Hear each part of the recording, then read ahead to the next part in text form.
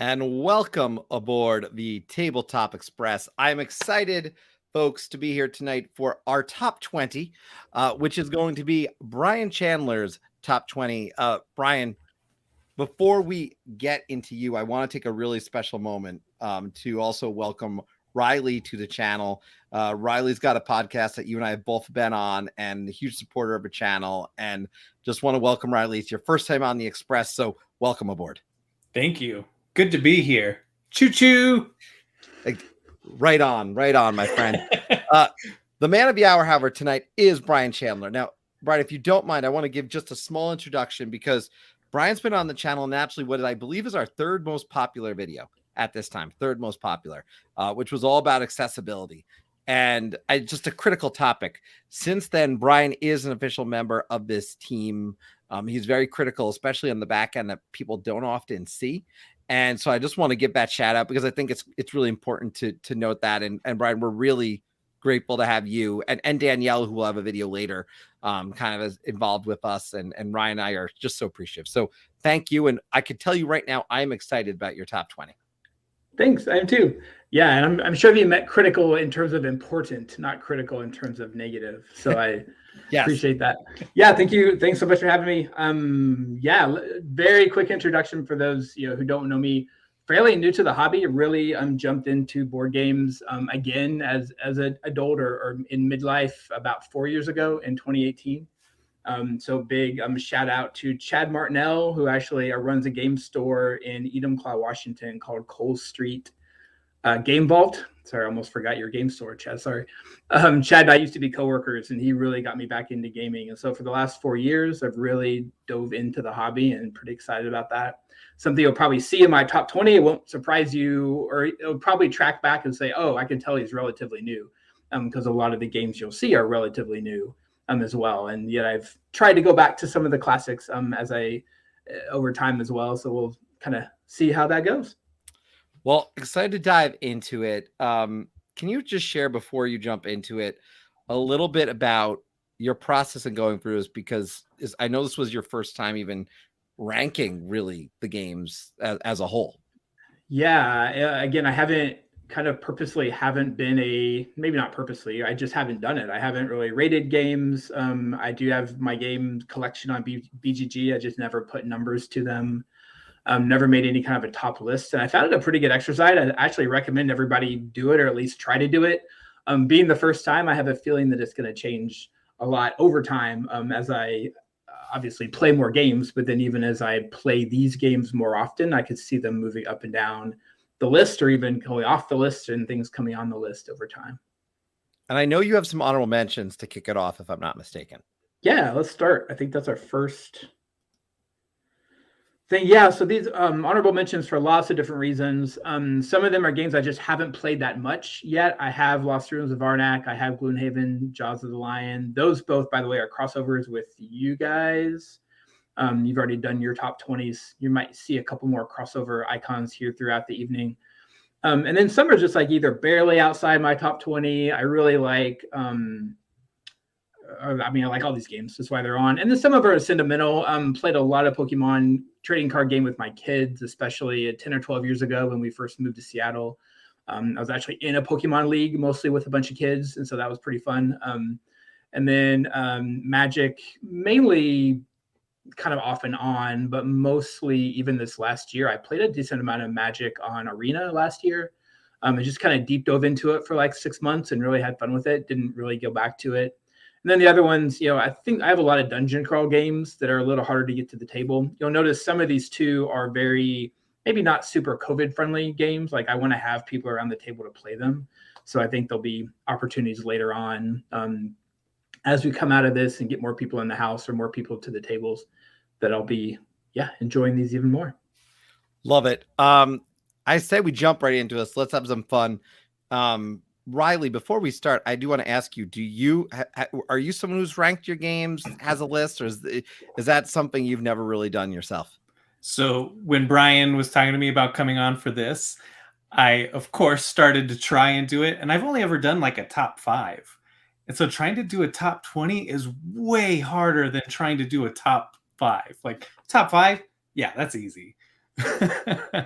But yeah, I was going to say too, topically easier. So like, what are my top 5 roll and writes, or what are my top 5 dungeon crawls? Like those, I think I can get my head around. But trying to compare these games that are very different from each other, I really struggled with it. And you'll kind of, you'll see that, and maybe I'll mention that as we go through. But that was definitely a struggle of mine. So I would say, at the very least, these are 20 of my favorite games, and the order probably to be determined or tweaked or modified over the months and years. Well, let's jump into number 20. Let's have some fun. Let's get going. All right. Drum roll.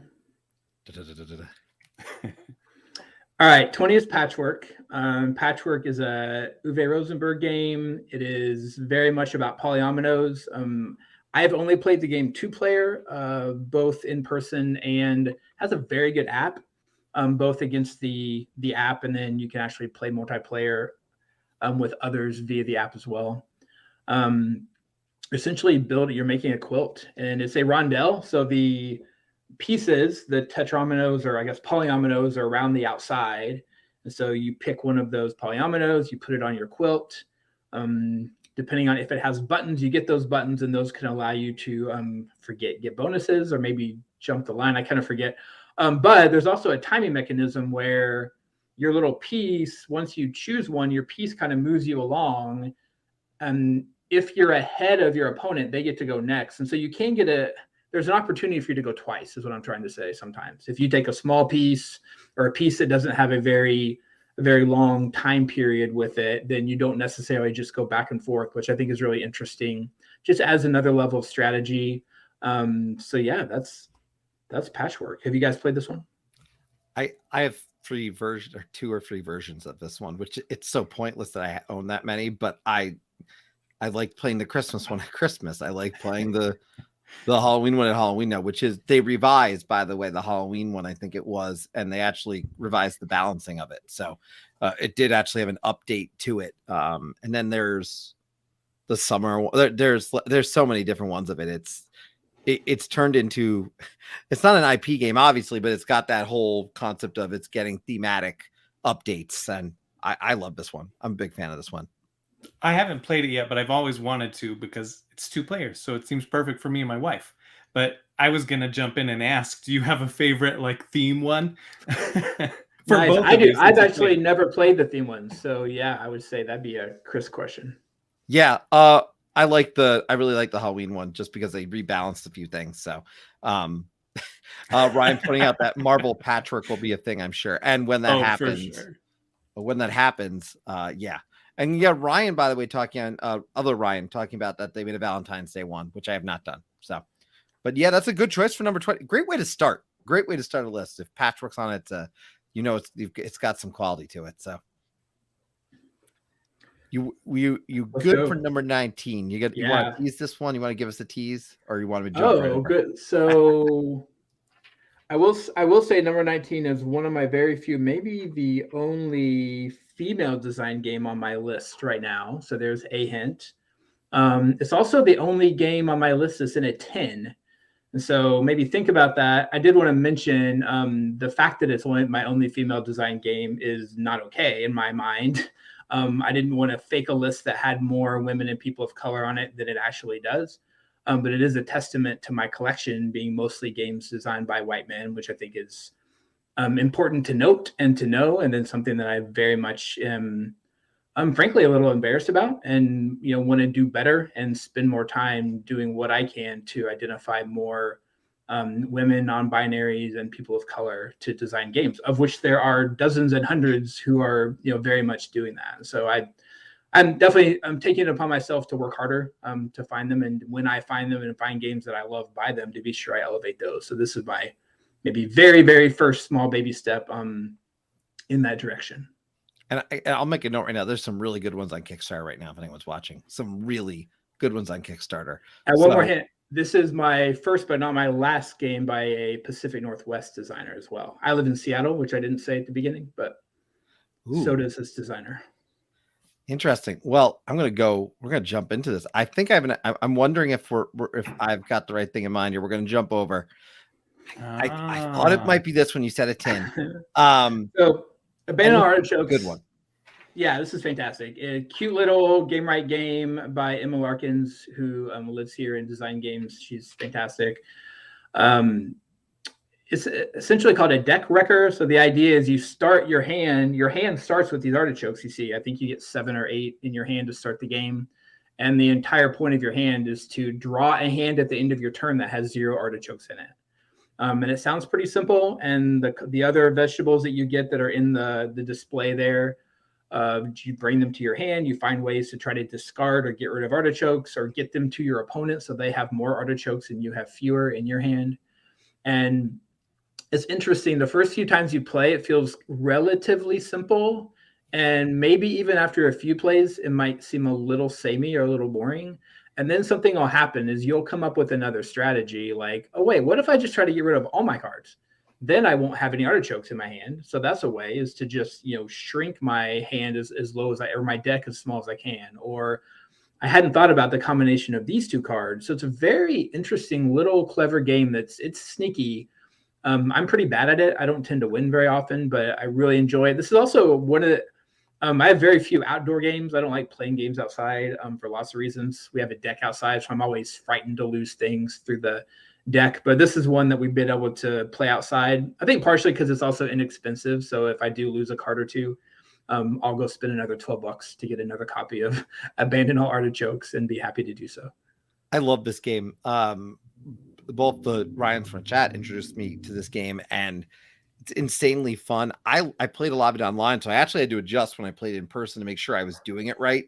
Like, there was definitely a different experience, and I certainly want to echo what you talked about, which is there is a legitimate pairings of cards that do really good things, and you end up learning there's a strategy to this, like when you see combination come out. So yeah, there's luck with what comes out, but it's a ton of fun. I don't know if you've played this one, Riley, but this one is a hoot. I got to play it actually a couple weeks ago for the first time, and I was surprised because somebody invited me on BGA, some people in the community, and I'd heard a lot about it, and the idea of a deck deconstructor fascinated me, and it worked really well. I thought it was really fun. I feel like it'd be even more fun actually on the table and being able to kind of like look at people. I feel like there could be a fun little social aspect in it. Yeah, there's definitely a trash talk element to that's fun, especially with family and with a drink or two, or just, it's one of those games that you can play pretty easy and do other things kind of, or talk, but then suddenly the game just ends too. That's the thing that's cool. Yeah. It's one of those where it's one of those immediate surprise endings and everybody else loses, when that person wins the game, which is kind of a fun element too. Ryan commenting, hot potato strategy, pepper and artichoke to the top of the deck, then potato it away. So there's a strategy for folks. There it is. Write that down. Yeah, write that one down. Great pick at number 19. I don't think about this one. I think in my top 20, obviously, but it's definitely, in terms of game I can quickly grab up the shelf and play, it would be in a top list for that easily. Yeah, you know what? That's going to be another, maybe spoiler, that's going to be a theme. I've played very few I haven't had anybody at my house besides my family since COVID started still. And so a lot of the games that I've spent the most time with have either been solo play, or they're games I played before times, or something that I've maybe played online, or, found other ways to play over Zoom, etc. So yeah, this is definitely one. And just quick. I mean, I know a lot of us have just been, I feel like I'm more tired at the end of a workday these days, I think, in the midst of COVID and everything going on. And so I don't often have the brain power to take on. This is kind of why I haven't gotten some of those bigger games you saw in my special mentions to the table as often as I like. And so, yeah, a lot of these quicker, easier to learn, easier to remember the rules after a couple weeks to come back to it games have been definitely big for me. Well, we're going to jump right into your number 18 right now. And I am so excited to see this game. You have no idea. I know that you love this one. Yeah, so this is a Martin Wallace game called Hits the Road. I first was struck by the theme. It's a game, the story behind the game is that this is a zombie apocalypse scenario is the theme of the game. But the game components themselves are made out of stuff that would have been in that world. And so you think kind of a Fallout 4 idea. So you literally have bottle caps, and all the cards are either playing cards on the back, or they are other board games. So there's like, God, tell me, Chris, things I'm not thinking of. But the backs of the cards, besides just being traditional playing cards, they're like other board games that you know. There's a Dixit card in there. I think there's a Seven Wonders card in there. Even like it's literally cards and things you could have found, because it's just the theme is oozing in this one. I think it's fair to say. Yeah, really fun. And again, it's a dice chucker. It's zombies, so you're throwing your dice and hoping that you do your shotguns enough to wipe out some of the zombies, and then you have to do hand-to-hand combat to fight them. I've actually only played this solo, surprisingly. Multiplayer has a really interesting draft mechanism that I've watched over video, but I've never actually played myself. So I could see this one even rising up my list. So yeah, it's hit zero zombies. Riley, you've heard me talk about this. Brian, you've heard me talk about this. The one thing I will say about this game is, everyone can win.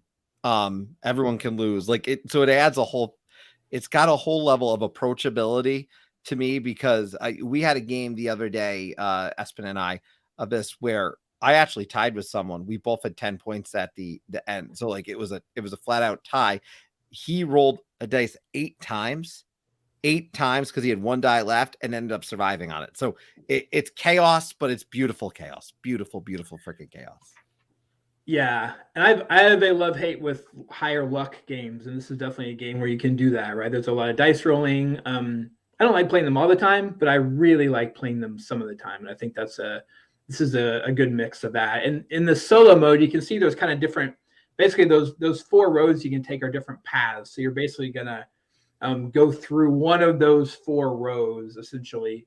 In the solo mode, you turn a couple of those upside down so you don't know what they are. So you're making a decision of, do I go against this bad thing that I know how bad it is, or I'll get a bonus if I do something that has either one unknown or both unknowns. Yep. And so it makes for, it's amazing how many interesting decisions there are in a dice checking zombie game. Yeah, it's definitely. I don't know. You're familiar with this one, Riley, outside me, probably talking about it way too much. Yeah, I'm not familiar at all really with it. So I'm definitely interested. I'm vaguely familiar with the name, sort of. Probably from you. It is one of those that pops up on sale from time to time too. So I know I got it on a deal. And so I know that was probably part of the reason, because I didn't know this game before I bought it. I just, got it, saw it pop up on Tabletop Bellhop or something similar, and grabbed the deal from there. And I'm glad I did. It's now in my top 20. Looky there. I'll definitely add it to the list. I'll tell people definitely check this one out, and we'll check out your number 17 right now. All right. So a couple things here. One Deck Dungeon. This is a dungeon crawl. Probably the first dungeon crawl game I played, really, at least in modern gaming for me. This is a co-op, 2-player co-op or solo mode. I played this one with my wife. I've also played this one with my daughter. Really, really just good stuff. Really just a fun game. You're just diving into a dungeon, and again, more dice rolling. So it's got different colors of dice for the different attributes, whether you're swinging a sword or shooting a bow or magic. You're just trying to stay alive. The other thing I really like about this is when you defeat a monster, the treasure that you get is a multi-use card. So you can kind of see on this image, you can either slide it on the left side there to add to the number of dice you get to roll, or you can slide it underneath you in order to give yourself another attribute, or there's a place in the middle that you can slide it to in order to, I think, progress the story or something. I forget exactly the details, but just a really... Yeah, just good stuff. Again, it's another dice roller that has a lot of interesting decisions. It's not just luck based, but yeah, really fun.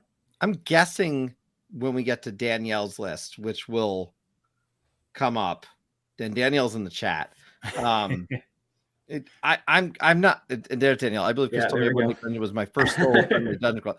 I'm wondering, Danielle, and don't give it away, but I'm wondering if it's potentially end up on her list. I'm just it's top of mind because I know she liked it. So I have this on Steam, believe it or not, actually. I've heard it's a good online. I haven't, because I had this before, I didn't buy the digital version. And I don't typically buy neoprene mats. This just happened to be at my friendly local game store as part of the package when I bought the expansion. which is also quite good. It adds some cool things to it. And you can't play 3-player, but you can play 4-player co-op. So you can actually have 4 people on either side of the table going through this too, which I've never done, but sounds like it'd be really cool. Oh, so it doesn't do 3-player. It only does 2 or 4? Yeah, it's a 1, 2, or 4-player game, which I don't know that I've ever heard of one of those. Now that you say that, I guess your third player could play two-handed, right? So you could make it work that way if you had 3 people. The more experienced player, right? Sure. How long does this take to play? My brother-in-law just got this, and he said it was a long game, but it might just be the first run through. Yeah, it takes us a while the first time, but I think you can play it in an hour once you get going, or once you get to know it, because you're also going to get to know the cards. You're not going to have to read every single thing every single time, right? There definitely is some iconography and some stuff you've got to remember. You don't get to just compile all your dice together. They are kind of separate, and so it's really interesting, fun stuff. Well, this one, I highly recommend people, if you don't want to play, definitely buy it, but you want to try it out. I know it's on Steam, but you probably can get it just as good of a value, if not a better rate, in physical card form, quite frankly. So I don't know what the going rate is. I think there's an iOS app as well for this one. If I remember, it probably plays well on an iPad. Don't know about phone just because of size, but I've got old eyes now, so I don't tend to play much on my phone anymore. Well, speaking of eyes here, I do see different colored dice, and you are colorblind. Both of you are. I'm the only one with the full color spectrum. Well, a chunk. So are those colors important while rolling? Yeah, they definitely are, but they're not too bad. I think if I remember, the colors are yellow, blue, pink, and black. Black is like the bonus or like the wild color. That one's super easy. They are translucent, and there can be times the blue and pink are a little bit troublesome, not enough that I felt like I needed to do anything to them. As you know, I guess I didn't even say. I run a website called colorblindgames.com. I am colorblind, and part of what I do is review games from a colorblind lens, literally. And also, I'll modify games. So I'll actually mark up my games with a Sharpie if they need to be modified so that I can play them. And then I'll write about my process of doing that. So hopefully other people can either consider to do the same, or at least know, hey, if you maybe have a certain type of color vision deficiency, you may have trouble with this game, but never fear. Here's what you could do to fix it. My most recent one and biggest one I've ever done was Viticulture by Stonemeyer Games. That one definitely had some significant color issues for me. Again, every colorblind person kind of has different, Chris's and my color vision deficiencies are very different. I would say yours are probably more mild than mine generally. And we have different colors that we mix up. And so that's interesting too. There's things that he's had trouble with. We've talked about New York Zoo before, which I actually don't have trouble with New York Zoo at all from a color perspective. I can't tell the different shades of blue baffle me. So it's interesting. I've seen this. Yeah. One other example that I've seen too is Marvel United X-Men has 3 different colors of the minis, and that purple one in the middle. Yeah, Riley, we had this discussion on Twitter. I think Eric Ling even got involved in that conversation, which was really cool to see that some people mixed up the purple and the red, I have no problem with those at all. But that's, again, a testament to, this isn't an accessibility stream necessarily, but it's going to be since I'm on it. But everybody sees things a little bit differently, right? And that's actually true for all of us, but it's particularly true for those who have a color deficiency. There's not one single type, and there's not one single level. Some people who have the exact same type that I have it either more or less severe than I do as well. So when we look at this game, then you are saying, yeah, you can do this one, not too many crazy issues there. Number 16, however, any kind of tease you want to give on that one before we jump on over? 2016 it's a 2021 game. Man, more dice. I didn't realize how many dice I have. But not as many dice. Only 2 dice in this one. And I'm anything else? You're saying 2 dice. I already have thoughts. So the entire game has 2 dice, and it was made in 2021. So yeah, that's pretty good. Do you want to make a guess? I have not looked ahead at this. I want to just let everyone know. Ryan actually put together the list for this, so I'm not able to see ahead. I'm just jumping through these. I'm sensing a potential crossover at this point based on everything you just said. think you're right. I think it is a crossover. Let's Do you find wanna out. All right, let's I'm do it. sensing with what you're saying. And It did was I put it in my not. top 20? You didn't have it in your top 20. I thought you did actually. So I'm I thought- surprised. I think this was. I think we're just missing. Oh, maybe our crossover logo is missing. Yeah, I think our crossover logo is there was. Well, a we can crossover. blame Espen. He's in the chat. We will. Ryan. All right, Rolling Realms is fantastic. This is it's just such a cool story. So, Jamie Stegmaier at Stonemaier Games, during COVID, right as it started, he started designing this little one sheet of paper game that had a lot of these same mini games on it for each of the Stonemaier games that they had published before. So at the time, I think there were 8 or 9 games on this piece of paper. You could just print off the one sheet, and he was doing live plays every week. Started playing through them and really just enjoyed it. Over time, they eventually decided to go ahead and publish a real, quote unquote, real version, or a published version. So just last summer or fall, they did that.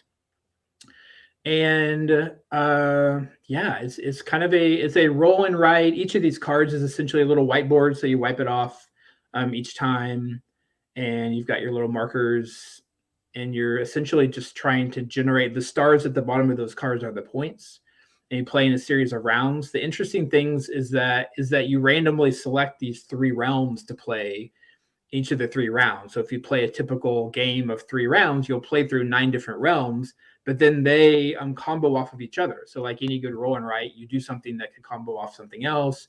You can get these little bonuses. If you see there's some coins and some hearts and some pumpkins.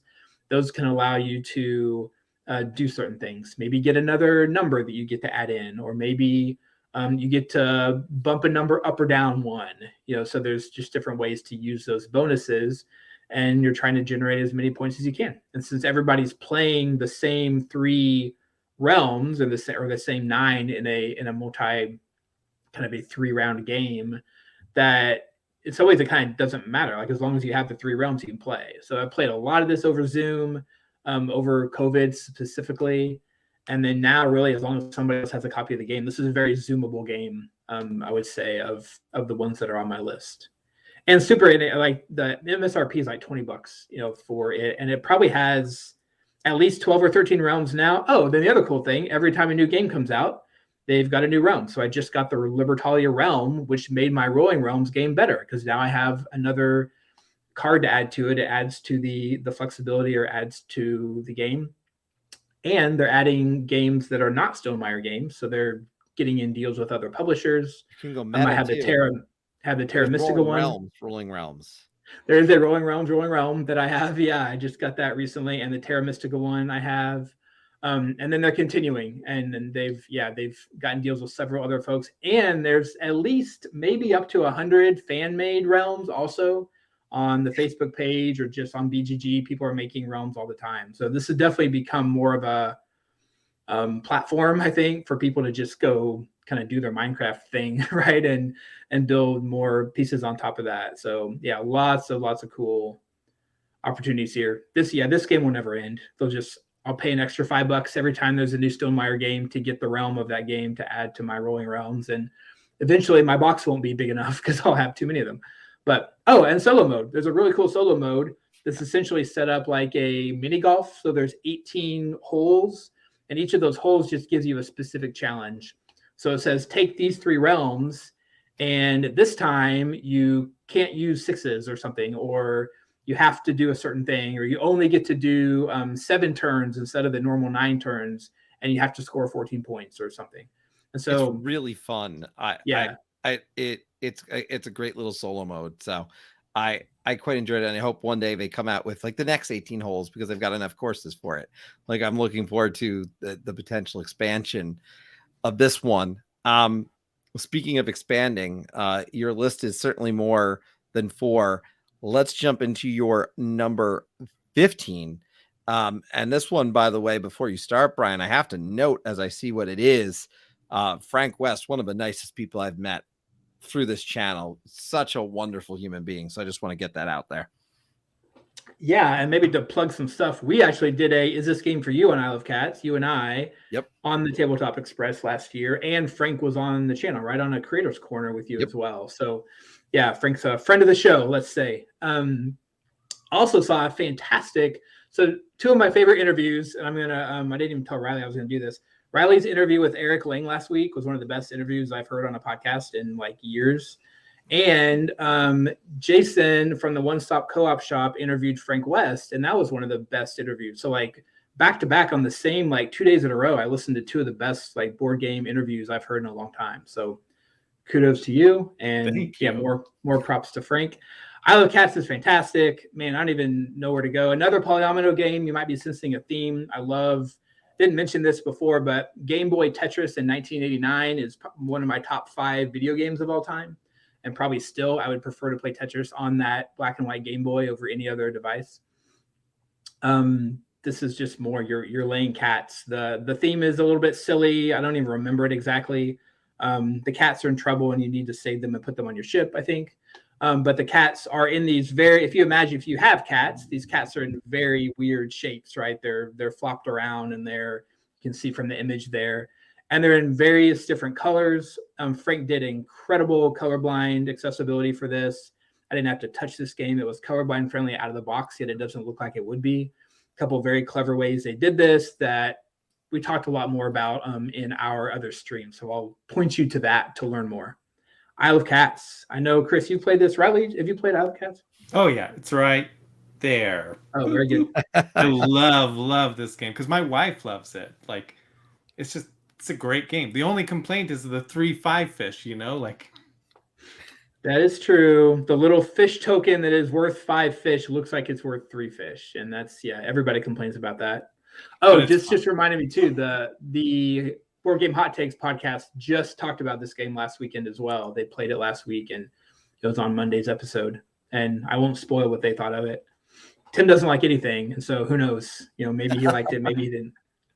Well, this one is fun. I enjoy this quite a bit. It's available also. I forget which service now. It's in mind. I'm sorry, because I talked to the wonderful folks at PAX Unplugged. It'll come to me. I'll drop in the notes, and it's available on there. And they've got like the solo mode on it. So a great option, and it's got a family mode. Just for folks wondering, if you're watching this, family mode is on there. I don't know if your number 14 has a family mode, but we're going to jump on over and find out what your number 14 is. Oh, and it's a good one. Once again, I'm loving your list. I gotta say that right now. So this is Fleet the Dice game. This is brand new to me. My wife actually found this and got it for me for Christmas this last year. And by the end of the year, it was my 8th most played game of the entire 2021. And I played a decent number of games last year.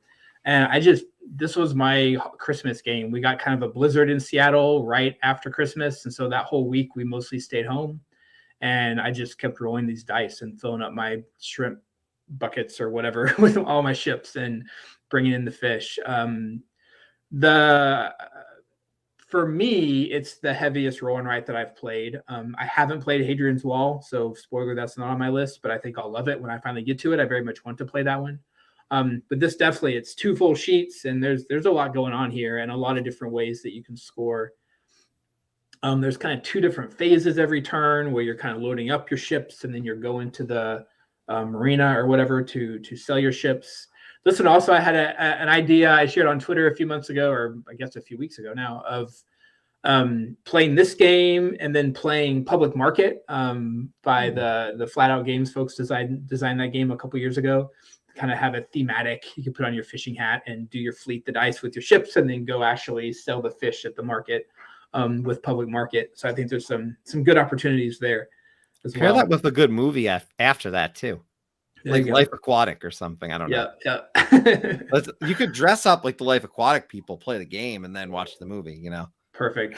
Sounds like a Riley, segment on your podcast, Riley, for what it's worth. Yes. Yeah. Ridiculous game night. Yeah, there we go. Oh, yeah. I'd be down for that. I will tell you, Brian, just so you know, this game easily could have been on my list had I not played Three Sisters and Hadrian's Wall. I have not played Three Sisters yet. And I don't think even Three Sisters made my list. So Hadrian's Wall kind of bumped a lot of people out. Rolling Realms was also ahead of this for me personally, but it's a great choice. I love this game. It's so good. Well, you were saying the Three Sisters might make your list on a couple other plays. So quick update. Have you played it more and would it make your list now? I think this is definitely in the top 25. And I mean, Three Sisters isn't my top 25 presently. Yeah. I don't know if it's top 20 yet, but it's really good. It's really good. I don't know if it's made top 20. We'll see. Well, I haven't played Fleet the Dice game, but I've heard so many good things about it. For so long, I was really against like rolling right, flipping right, and not like, I just didn't seem like it was something for me. And then all of a sudden things like Welcome To and Cartographers and, like all these other games, I started realizing, okay, yeah, they're fun. I need to try more of them. So I'll add this one to the list too. Because this one is pretty good price point as well, right? Yeah, I mean, these are small boxes. They're all under $30. I don't remember exactly what the price. This was $0 to me, thanks to my wife. So there you go. There is a game called Fleet. The card is just called Fleet. That's a card game that I've not played. That's very thematically similar. Even uses some of the same art assets, I believe. And I don't know anything about that. Actually, I've not played that one. But now that I like this so much, I could definitely see enjoying that as well. Matt did talk about that a little bit when he was on a few weeks ago. Matt was right. I forgot. Yeah. So he go watch that one. We didn't spend a ton of time talking, I think, about the card game. We more focused on the roll and write world, but I can go back and find that. Great choice. On that note, let me just real quick, Matt, it does have a Kickstarter out right now for Motor City, which is kind of the follow-on from Fleet the Dice game and Three Sisters. Motor City, also a 2-sheet roll and write that looks pretty cool. I saw some folks were streaming that on Twitch this morning. So lots of good stuff coming out in the roll and write space for sure. I'm going to drop a link to that, by the way, in the chat for everybody, because I do think people should check that out. So this is the Kickstarter for that one. So sending that out to all the channels. And as I do that, let's go find out, roll on our way into your number 13, which so far, like I said, I very much would play every game on your list. So that's always a good thing. Ooh, it's a beast. All right. So this is the biggest game on my list. A Feast for Odin, another Uwe Rosenberg. I accidentally learned that I'm a big Uwe fan and maybe didn't know it because I just hadn't put them all. That's the other thing about making a list is you start to learn. I at least started to learn specific designers that I really enjoy. I know, we're so anyway, that part. And then again, Polyominoes just keeps coming up as just a game mechanism that is one of my favorites. Feast for Odin, you're seeing about 10% of the things that go on the table when you play Feast for Odin, even in a solo mode. It's a big, big game. This is kind of the ultimate Uwe polyomino game where you got to feed your Vikings, you got to all kinds of stuff. You got your crops, you got your sheep, you got your cows, you got all the stuff and things that you have. Lots and lots of different things. It has I actually wish I would have showed a really nice insert where there's a lot of different pieces, but you don't have to juggle them or figure them out all the time. They stay in their nice little inserts all the time. So even though it looks gigantic when you put it on the table, setup is actually pretty fast compared to the size of this game. But super fun. I've actually only played it solo, and so I'm excited to play multiplayer game. That's, as mentioned, that's a theme of mine. I've played mostly solo games over the last couple of years, but I know this one has a very recent BGA edition, so it's on Board Game Arena. I haven't played it digitally yet. I don't remember. I think we talked about this before we started. I've been very slow to get onto Board Game Arena. I'm on it now. I'm playing more games now than I ever have on it. I just love the tactile nature of board games. That's just one thing that draws me to them. I sit at my computer and look at my computer for 8 to 10 hours a day in my day job. And so being able to get away from that and actually put my hands on things is one of the things I like the most. So it's been tough for me to do the digital thing, but I've been, trying to do a little bit of both to at least, be able to have some of that connection to the online community, including both of you. And we got, by the way, we've got an additional Ryan joining the chat. I just want to note this. And I just want to make sure we say hi. So glad we were chatting on Twitter earlier today, and awesome to see you here. So thank you for joining and taking a look at Brian's list. Brian, Ryan's, Ryan's, Riley's. Riley, Ryan. Yeah. Have you guys played this? Feast for Odin. What do you think? I don't know about you, Riley. I've not played this. I only just started playing after a video more recently. I started playing Agricola, which I've fallen in love with, and I've still not played A Feast for Odin. I'm not convinced it would be for me, but I want to play it at some point. Yeah, one of my friends, it's one of his favorite games, and I've always wanted to try it in person with him, and then I saw it on BGA, and I've just been too intimidated. Like, you see the boards, or I'll go into my local game store and I'll pick up the box and I'm like, holy cow, this thing is so heavy. And it intimidates me. And so I need to just do it. I need to just get on BGA and try it. Yeah, I feel like it is kind of a bucket list type game where I felt like I needed or I wanted to try it. Now, there's some bucket list games that are not for me, so that's absolutely fine too. And if this one isn't for you, that's cool. But for me, right, we've already established going through just a few of these games that this is the type of game that I knew I would probably like. So it was a pretty easy risk to take. Well, we know you like your number 12, and we're going to find out what that is right now. And it looks like we're looking at a game. I never played this game. I'm going to just outright say it, Brian, but I've heard amazing things about it. So I can't wait to hear about it. So I'm a huge fan of these small games. You've seen a lot of small games on my list. Button Shy makes some of the smallest games. They're 18 card games that come in a little wallet. I sure wish I had one on me here. Sprawlopolis is one of those.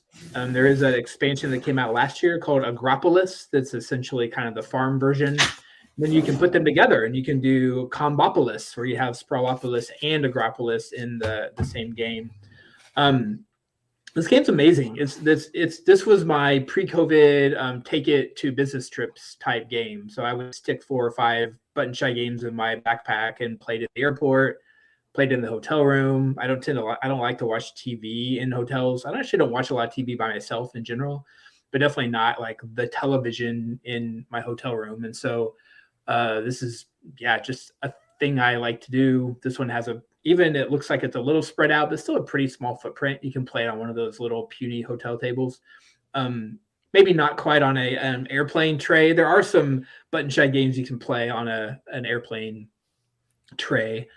This one, also interestingly, I am a traffic engineer as my day job, and a transportation safety planner and engineer, and I'm terrible at this game. So I don't know what that says about me. I'm maybe better about it in real life, I hope, than I am in my gaming space. But you're essentially planning a city. You can see there's 4 different types of city, kind of like SimCity, if anybody's ever played that video game or any versions of that over the years. And you're trying to build your city. You take the top 3 cards become your scoring conditions. You can see 2 of those. On the back of every one of the cards you see on the table is one of the scoring conditions. And so one of the great things about this game is I've never played the same game twice, because the scoring conditions you have change every single time. And those 3 scoring conditions you choose also means you're not getting those 3 cards as part of your city. And so you're getting the other 15 cards to build out your city. And you get points for, as you can tell, they're trying to make roads that connect together. And then each one of those different scoring conditions just gives you, basically, you've got these competing values, right? You're going to have 2 cards, one of which wants you to do this, the other one wants you to do that. They're going to give you certain points. And at the end, you're trying to essentially beat the score that's on those cards. And so you can see like that one that's a number 5, that's going to be really hard to do because you only have to get 5 points to kind of beat that card. Then the one above it that's 18, well, that's probably easier to do. And so you add that total up. And so in this case, say the total is 30, you're trying to get 30 points. It's a solo or co-op game. You can play this, I think, 2-player co-op. I can't remember I've only played it open-handed co-op or solo. And I don't remember if there's other rules, but that's usually how we've always done it, either with just a single deck or even 2 decks, but we play open hands. And yeah, super fun, super quick. Most of these Button Shy games you can play in 15, 20 minutes. And lot of game inside a little package, and they're like $12, and even cheaper if you get them on the Kickstarters, which they have often. I was gonna say, I just looked it up. It's $12. So I mean, dirt cheap in terms of like, it's not gonna break your bank. And like you said earlier, if you lose a card, you could buy another one for 12. So I guess you don't need to worry about falling the cracks of your deck as much as yeah. Now that you say that, I think I have played this particular game outside as well. Yeah, it's on the very short list of outside games. Not taking Feast for Odin outside here. Yeah, no, that does not sound like a great idea. I I love Sprawlopolis, and I think Button Shy games, like I have 3 of them now because I bought them all 3 on the Black Friday sale, and so worth it. Like we've been remodeling, and they're so nice to be able to just bust out and play on the bed because we don't have any table. Like it's so easy to get out and so easy to learn, and people enjoy it. There's a huge. Sorry, if you go to my site, colorblindgames.com, and just type in Button Shy in the search engine, I've done some reviews of games, but I did one big one maybe a year and a half ago where he was doing like 20 games at once. And I wanted to buy some, but I had no idea which ones I wanted because I didn't know them very well at the time.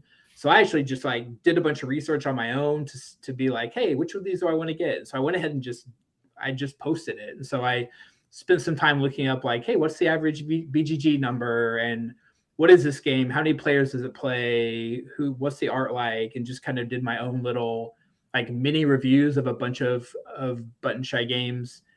So yeah, take a look at those. I think I've reviewed Tussie Mussy or maybe the expansion to it. I know I reviewed Acropolis.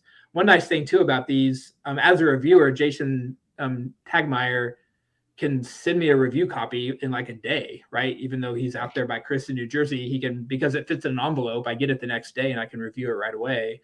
And it costs him $1.50 to send it to me, right? Instead of whatever shipping is for big games. So it definitely makes for a lot of cool stuff. And Button Shy does these awesome contests. My first games I ever designed myself are games that I applied for in a Button Shy contest 3 or 4 years ago. And so they have one going right now as well. So if you just go to the website, I'm a big fan of Button Shy, the company. They're doing some really cool stuff. I just dropped a link for everybody, by the way, in the chat. So for anyone's looking for it, for just to Colorblind Games with thanks. Impression. Yeah. So go check. Before we move on, I want to ask, do you go for streets? Do you always, like, even if it's not necessarily a goal, do you try to, well, I guess that's negative points. Do you try to make the longest street?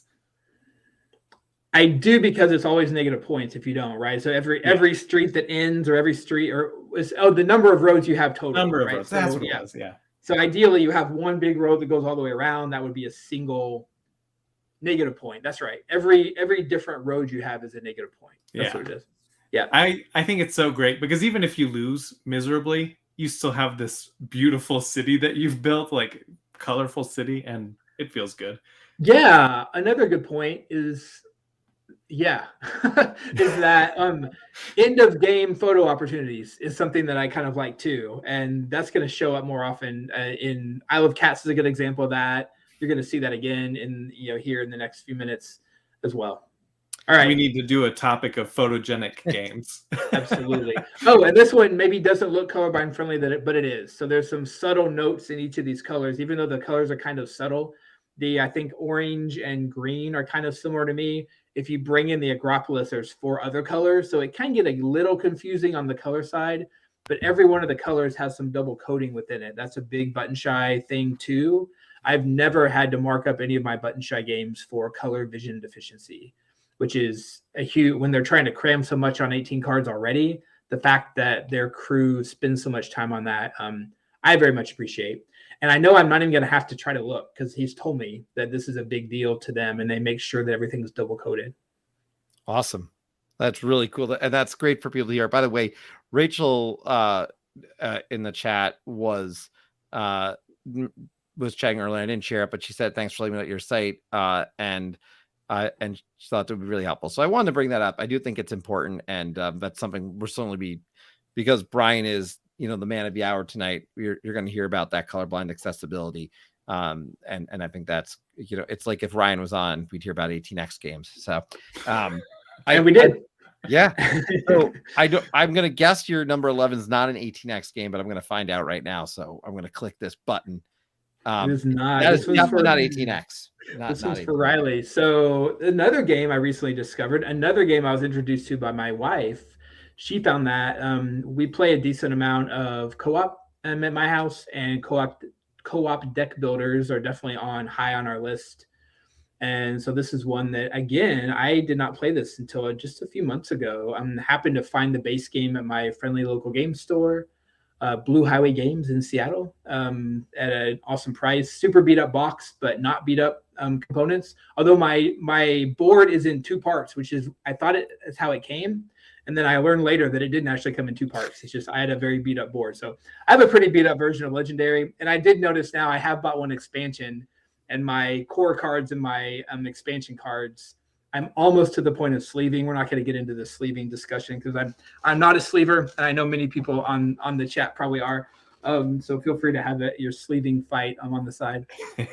I have not sleeved my Marvel Legendary. The thing I love about this game is it's so modular, and so again, I haven't played the same game twice on this, because you get to choose your villain, you get to choose your different villains, you get to choose your different mix of heroes and mix them together for your hero deck.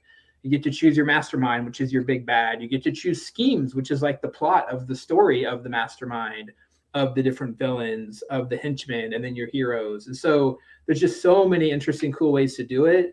We did one over the holidays that we just got stuck on and could not beat, and we probably played it 9 times. And I think we just had a bad combo. I don't know yet because I haven't played this game enough. But that was still even fun to beat our heads against the wall and just see if there's some other way that we may be able to either do this or get lucky. I know this was a huge game for Riley, so I'd love to hear, Riley, your story of Legendary Marvel, or Marvel Legendary. Which one do you call it? Because I've heard both this week as I've been listening to more stories about this game. I think I call it Marvel Legendary. I always put Marvel first, right? That's the big thing for me. I've heard both, yeah. Yeah, for me, this was actually I had been playing Catan and Ticket to Ride with friends at game nights, and I didn't own any of those games. And then I went to a store, like a local game store, to just look through games, and I saw that there, and I was like, yeah, that looks awesome, and it's Marvel. I love Marvel. So I bought it, took it home, learned it, found out I could play it solo, and that blew my mind. And I took this game to Vegas with my wife over Christmas. And so while all the casinos were closed and everything, or all the restaurants and shows were closed on Christmas, I sat in the hotel room and played this there. And it was a blast. I had gotten another expansion for it. And I definitely feel you, though, on sometimes you get just a dud combo. If you try and mix certain characters, they can't get the high enough attack or something. And I'm guessing I haven't gotten any kind of bespoke or very customized, hey, put these together. I'm sure there's an entire world. This game's been out for more than a decade. I think it was 2012 when it first came out from Upper Deck. And they're still supporting it. A podcast episode I listened to this week was talking about the new set that's coming out later this year. And that's, to me, insane. They're up to 27 expansions and trying to fight the urge to go buy them all in order. And so I got the very first one. So now I'm at base and the first expansion. And I think that's going to keep us busy for a while. I have not played this game solo. I've only played it co-op. And so I'm actually interested. Do you play solo single-handed, or do you play two-handed? I've heard both. I think I played it single-handed. It's been a little while. The last time I played it, I tried to get my wife to try it out, and I added too many of the expansions, and that added too many keywords. There definitely are new keywords every time. I saw Ryan mention Legendary Buffy. There's a Legendary Bond that I've heard is pretty good as well. And I heard a rumor that you can mix them together. And this just might be fan-made stuff, but you can actually bring Bond into your Marvel Legendary in some ways. Let's find a way to do everything. I mean, let's be real. Yeah. I mean, Danielle, by the way, mentioned that she calls it Marvel Legendary as well. I have to say, but because before I know we got to get on to the next one at some point, but I do want to note Marvel Champions for me kind of pushed this one to the curb. But when it comes down to it, I have just the deepest amount of respect for this game. This was the first Marvel deck builder, but Champions kind of stole the thunder for me. So 2 things. I haven't played Marvel Champions yet. But the second thing, and make sure that I think this is true, Marvel Champions is deck construction, right? So you bring your deck to the party. So more like Lord of the Rings, LCG, or what's the one that you just recently learned, Riley? I'm forgetting. The Arkham Horror, the card game. Arkham Horror, the card game. Yeah. Yeah, they're definitely different enough that you could justify having both. But I did the same thing. I was playing this every month about at least until Marvel Champions came out. And then Marvel Legendary kind of fell by the wayside. But I still love the game. And I still I never say no to playing it. Exactly. And really fun art, I think. And I'm only an Uh-huh. MCU person. I'm not really a Marvel big fan. Okay. I like the movies, but I've really never read the comics. And so, for whatever that's worth. But there's been enough of it in for me that even just watching the shows and the movies, I feel like there's plenty. And maybe that's gotten expanded, not to go off on a Marvel thing, but I know more now that I've watched Hawkeye and some of these other things that are bringing in more characters, the Spider-Man movies bringing in more characters. That anyway, blah, blah, blah. So, well, I'm excited. We're about to enter the top 10. We So are. this is Here we this is go. always, you know, Cream of the crop. this is like the best of your best sort of quote unquote favorites, at least. So let's jump in. Let's go into your number 10. Drum roll, pretend it's happening. And I'm not surprised to see this one on your list, Brian, because I've heard you talk a lot about this game. Yeah, this was a surprise to me that I liked this one so much. This is Super Skill Pinball. Jeff Engelstein is the designer of this one. You'll know Jeff from used to be Ludology and does all kinds of awesome stuff in the community. Literally the textbooks of game design are written by Jeff Engelstein, right? Some of the best ones. This is literally roll and write pinball. I don't even know how else to describe it. It plays like you're playing a pinball machine. So if you, especially those of us of a certain age that went to arcades in the early 1980s, pinballs were part of that experience, and this really just hits that just right. The first box here, this is Super Skill Pinball 4K, has 4 different pins or 4 different boards in it. And there's the main board, and then the one you see I have off to the side is actually like the back glass. So, theoretically you put that at the top, so it's a little more thematic.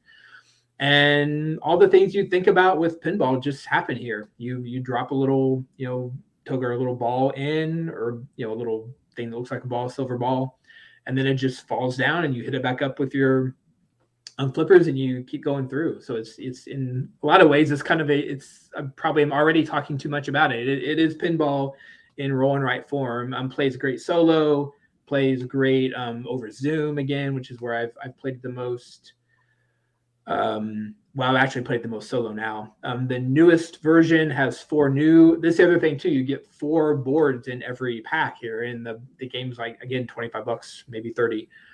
And there's a new one coming out later this year that's Star Trek theme. I'm not a Star Trek person, but for those who are, if that Venn diagram of Star Trek and pinball probably exists, it's probably actually pretty high now that I think about it. And so there's probably a market there as well. But yeah, Super Skill Pinball, really, it's a good one. I love this, by the way. I can't believe it's on Pinball Wizard in the background. That is fantastic. Oh, absolutely. Yeah. I love it. I need to play this one. That's all I have to say about this. I just need to play it. There's not much more I can add than that. Riley, have you played this one? No, I want to. Yeah, Brian's talked it up a couple times to me, so I feel like I've got to get a copy of it and get a game online. There we go. Solution. Yeah. All right, done. With that, we're gonna jump to your number 9, and here it is, Viticulture. All right, this is my believe. Is this true? I believe this is my only kind of traditional worker placement game in my top 20. Viticulture. I played this one primarily with my wife, 2-player. Have also played it solo a decent amount. Kind of like Super Skill Pinball. This is literally running a vineyard in worker placement form. It is, some would maybe call it a relatively dry Euro. There's not really, is there any interaction? There's very little interaction. There's a few cards that allow you some player interaction if desired. Sometimes I don't want player interaction, and so it's kind of nice just to get to each just run our vineyards. Really fun and pretty clever use of. I did write a nice long review of this game just recently. It's my last game review actually on the website, but I've been playing this game now for several years. But extremely fun. Yeah, just it's a good one. It does have some color vision issues. I've always just kind of fought through them, or especially if I'm playing multiplayer, I can just get help. I decided to just go all in and mark mine up. And again, that's on the website as well, and decide how to do that. I know a lot of people don't like to mark up their games for lots of different reasons. You might want to resell it. You might want to whatever. I like to be sure I can play my games. And because I have a vision deficiency, it makes more sense to me to mark it up. And then if I decide I don't love that game, either I, give it away to somebody, let them know that it's marked up. They may like or may not like that. or I just let it, stay on the shelf or whatever, right? There's different ways to kind of handle things. There also are some like quote unquote non-destructive ways to do accessibility changes as well. I think it'd be a little harder with this game, but there are plenty of games where there are ways to do that too. And I'm trying to think of more ways to get even more creative with that as well. But yeah, I think Viticulture is great. Ryan Clements in chat is mentioning the Tuscany expansion and other things, and I do like this with the expansion. So I do want to note that. I don't know that I play the game with the base, just the base game at this point anymore. But the other side note I did want to mention, because I was just sharing coins from Dead Reckoning, and someone noted how gorgeous I guess the coins from Viticulture are, because I don't have the Viticulture coins, the metal coins, but apparently they made really beautiful coins too. So I did want to note that.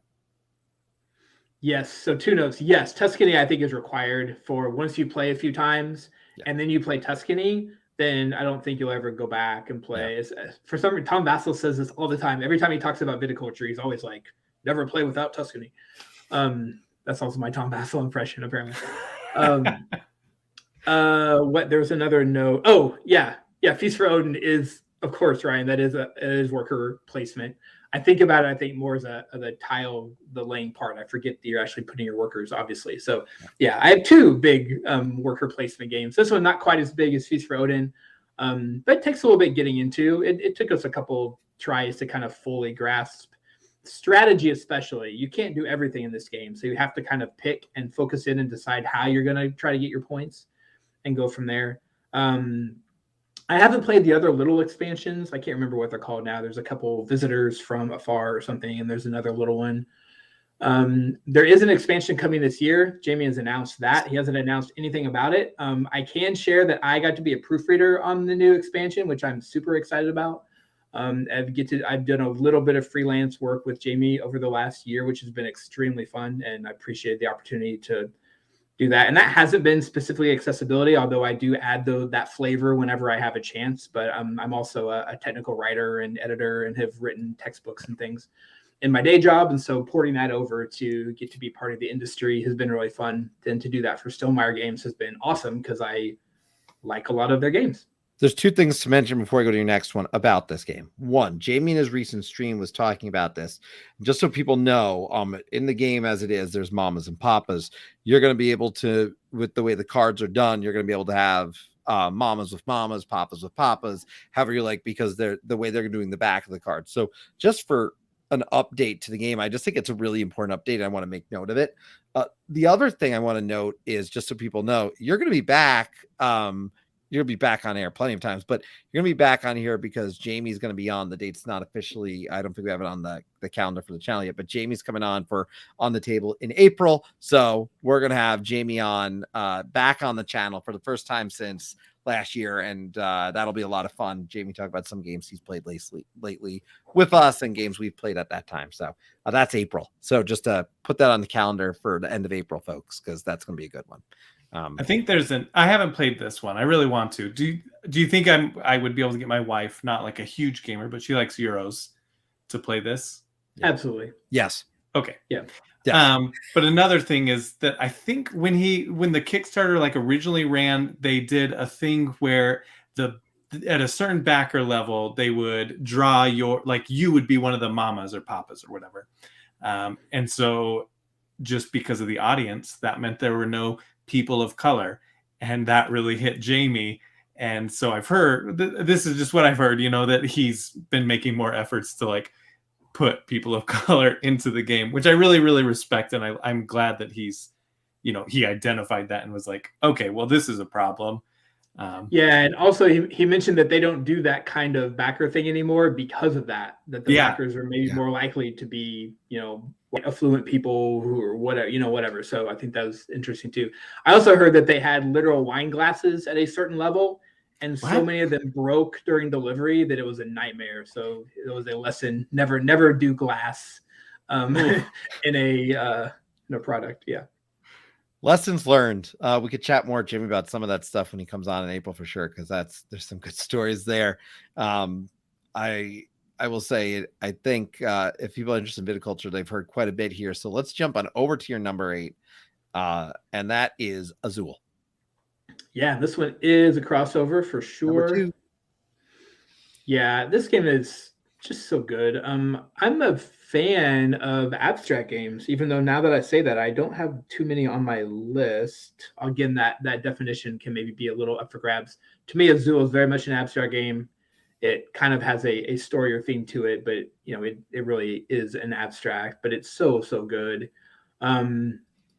Yeah, go listen to Chris's top 20 for more details, but it's just a good, fun game. I've had a renaissance in Azul from Board Game Arena because it plays so fast. If I play a live game with just even a rando, that you can play a game in 12 minutes, and it's just so it sometimes is my first thing in the morning thing before I get started at work. Maybe if I've got time while I'm eating lunch, I'll do a quick BGA game because they shuffle all the tiles for you. You don't have to deal with the physical pieces, even though I love the physical pieces. One of the best things about this game, this is the best components ever in a $30 board game that I've ever seen ever. And this game does pop on sale sometimes too, but so satisfying. It's it's not a bag builder, but you use a bag, so shaking them and feeling the clinkiness of it in the bag is really cool. It's just a great game. I won't get into the details of how to play. If you haven't played this one, it's also one of those that are like, oh, everybody likes this, it's too popular, I don't want to play it. Just go play it. And you've played the base Azul? Dr. J Game Fan asking, are you talking about just base Azul, or have you played any of the other? Yeah, it's funny. The second one, the stained glass one, I had major colorblind issues with it, and so I actually haven't gone back to try to play it. I don't own that one. I own Summer Pavilion, and I've never played it. It's in my little shelf of shame up there. So I'm hoping to get to that. I've heard some people like that one even better than the original. Yeah. So yeah, Riley, have you played the others? I have only played Summer Pavilion. I haven't even played original, but I absolutely love it. Like, it's a favorite of my wife and I's. I always call the second one the Frank Sinatra one, but I think it's like Sinatra or something, right? Like it's. Yeah, I haven't played that one. I've only played the two. I love Summer Pavilion a lot. OG just holds up in the long run for me, but Summer Pavilion is great. It's really great. Super stoked for Queen's Garden. Is that the next one? Yep. Yeah, we got a little bit. There we go. We got a little bit of a tease, right? Jeremy Howard was saying to Espen and I, Ryan, the last on the table, that it's really cool. So go check it out. That's all we got. That's only so much of a take, but he's played it and he had some good things to say. So go ahead, Riley. I was just gonna say, as board game nerds, we all love hexagons, right? Before we jump, the same designer whose name I forgot, I know it's on the slide, I can't read it. This same year, he released a game called Riverboat, and Riverboat pops up on the deals all the time at like 60% off. That game is fantastic, and I'm not going to talk about it today, but don't like miss out on Riverboat. If you see that come back through for like $30 or something crazy, that's a really interesting game. It makes me think we should do a stream sometime on these like deep deal discount games that for some reason they're super cheap but shouldn't be, and you should go try them. Hitsy Road is on that list for me for sure. Always. Well, we will take a time to jump because we are now at number 8. We're jumping over to number 7 now.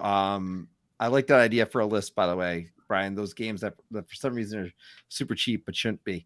So I'm noting that down. And thank you, Ryan. I'm glad that you're with me on Stained Glass of Frank Sinatra. Oh, that's a good one. Yes, we'll bring that up so we have a reference here. Stained Glass of Frank Sinatra. That is officially the name of the game now.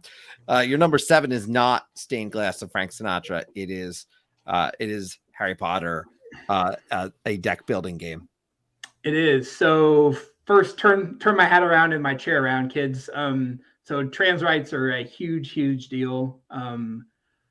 This was a hard one for me to even keep on the list, frankly. So this, I don't want to we don't really have time to go into everything that's around that, but know that my heart is very much on the top of this slide more than the bottom of this slide. And I think there's a lot that can be gained. It's a fun IP, right? I have enjoyed Harry Potter my entire adult life. It's a hard thing to enjoy right now, right? It's really complicated, and I don't think we have time to dive into the complications of that. But I did want to be sure I felt like it'd be inappropriate for me to leave it off my list because this is probably the board game I played the most in the last decade. I have played this entirely co-op with my wife and sometimes with my wife and daughter. This is our holiday game. And I think we're actually done with it though, because we've gotten really good at it and it doesn't have as much random setup. And so the villains come out randomly, but the villains you use are pretty much the same all the time. And so once you really figure it out and get dialed in, it gets much harder at multiple players. So if you think you're good at this at 2 players, add a 3rd player and get your ass kicked. And then you have to like figure out a way to get better at it. And then I've never actually played through the entire game with 4, but I know 4 players is brutal. So that would be my only kind of trying to play through 4 players. There's also a couple expansions. The Monsters Book of Monsters expansion is really good.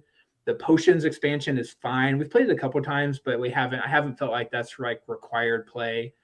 Are and they either each of the have their own. expansions required Say play again? in your book? Do you think either of them are required? Because the Ooh. base one we play with my son and my wife, and it's fine. I don't feel like I'm not in a rush to get an expansion, I guess is what I'm saying.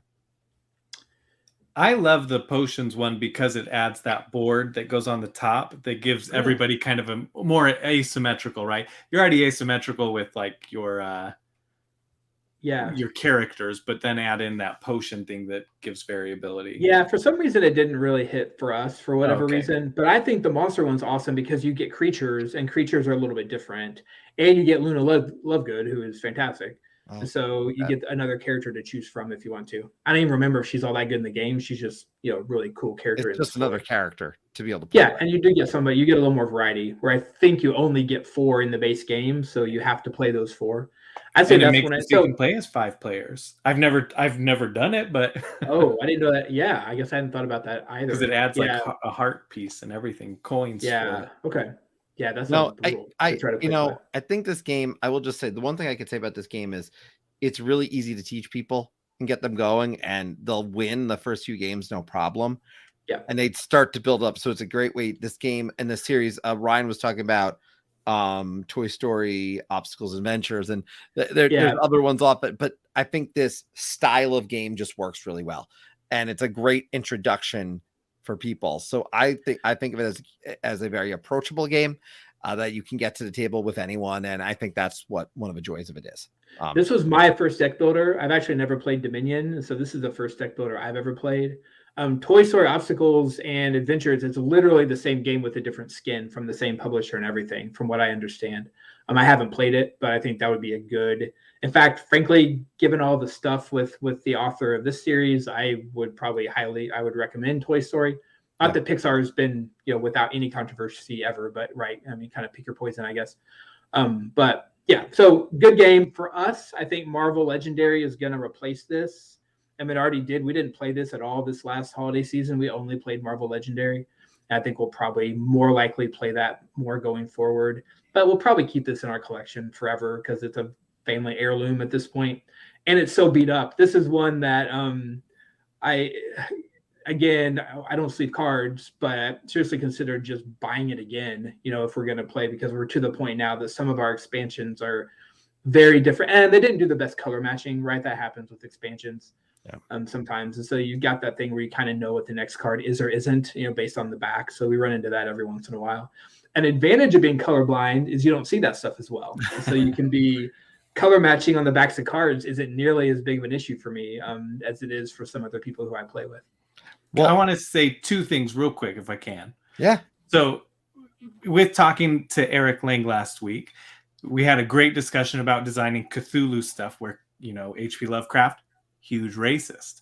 And I think the same thing almost applies to this, except for that J.K. Rowling or whatever still owns the IP. And that's the biggest problem. But imagine the world like where all of a sudden you have trans Harry Potter characters, right? Like she's created this awesome universe. Her ideas suck.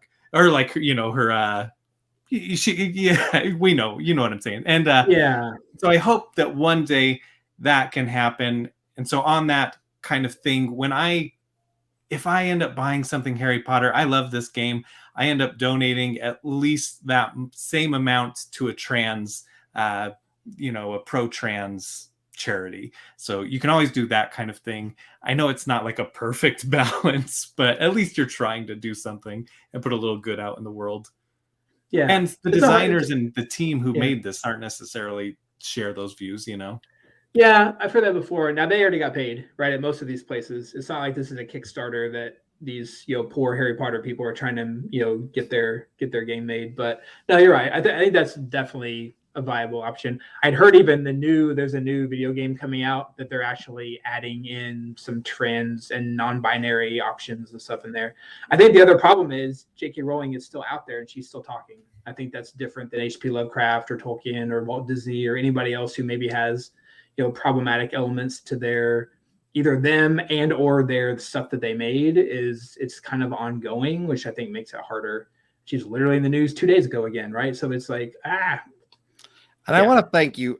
Before we go to the next one, I want to thank you for bringing it up. And, as we were doing these slides, I just want everyone to know, like, we give the slides over and Brian wanted to make sure we added that. And I thought it was really important. So I do want to thank you for that. I think it is really important in this time here in 2022 that we're acknowledging these things. And so I appreciate that. And I don't want to sideline that conversation, obviously, but I want to make sure we acknowledge just how critical that is. So thank you for that. And I just want to, here we go. Yeah. Very good. We do appreciate that, especially now. It's important.